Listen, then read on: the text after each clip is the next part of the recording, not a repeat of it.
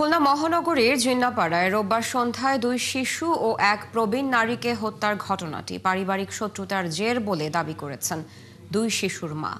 এদিকে প্রায় একই সময় সোনাডাঙ্গার করিমনগরে আলাউদ্দিন নামের এক ব্যক্তিকে হত্যার কারণ মাদক ব্যবসা বলে দাবি করেছেন নিহতের স্ত্রী। তিনি আরও জানান, তার স্বামী ৩ বছর আগে এই ব্যবসা থেকে সরে আসায় মাদক চক্রের সদস্যরা তার উপর ক্ষুব্ধ ছিল। রাজু হাওলাদারের তথ্য ছবিতে প্রতিবেদন। নগরীর ৩১ নম্বর ওয়ার্ডের জিন্নাপাড়া এলাকার দরবেশ মোল্লার গলির বাসিন্দা শেফার আহমেদ মুন এবং তার স্ত্রী রুবি আক্তার দুজনেই চাকরিজীবী। তার ৮ বছরের ছেলে মুস্তাকিম এবং ৭ বছরের মেয়ে ফাতিহাকে দিনে দেখাশোনা করতেন তাদের নানি শাহিদুন্নেসা। প্রতিদিনের মতো সন্ধ্যার পর বাসায় ফিরে মুন দুই সন্তান ও শাশুড়িকে গুরুতর জখম অবস্থায় দেখতে পান। দ্রুত হাসপাতালে নেয়ার পর চিকিৎসক তাদের মৃত ঘোষণা করেন।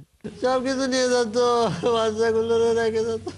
আল্লাহ, আমি ওর মাথায় কিছু আনতে পারতেছি না। এরকম এত খারাপ শত্রু আমার, আমি কারোর সাথে কোনো কথা বলি না। বাগেরহাটে ভূমি অফিসে কর্মরত রুবি আক্তারও ঘটনা জানতে পারেন অফিস থেকে বাসায় ফিরে। তিনি জানান, এই হত্যাকারী তাদের পরিবারের পরিচিত কেউ। হত্যার কারণ হতে পারে পারিবারিক দ্বন্দ্ব। রুস্তম তার নাম, তার ছেলে শামীম আহমদ আছে, সে কয়েকদিন আগে আমাদের জমি জাল দলিল করে নিয়ে গেছে আমাদের গ্রামের বাড়ি। সেই হচ্ছে আমাদের একমাত্র শত্রু।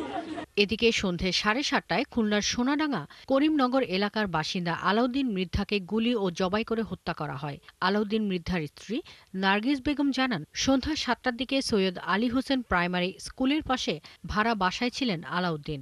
এ সময় ইকরাম, মিন্টু, ইয়াসিন সহ 6 জন 3টি মোটরসাইকেলে এসে প্রথমে গুলি করে, পরে তাকে জবাই করে হত্যা করে।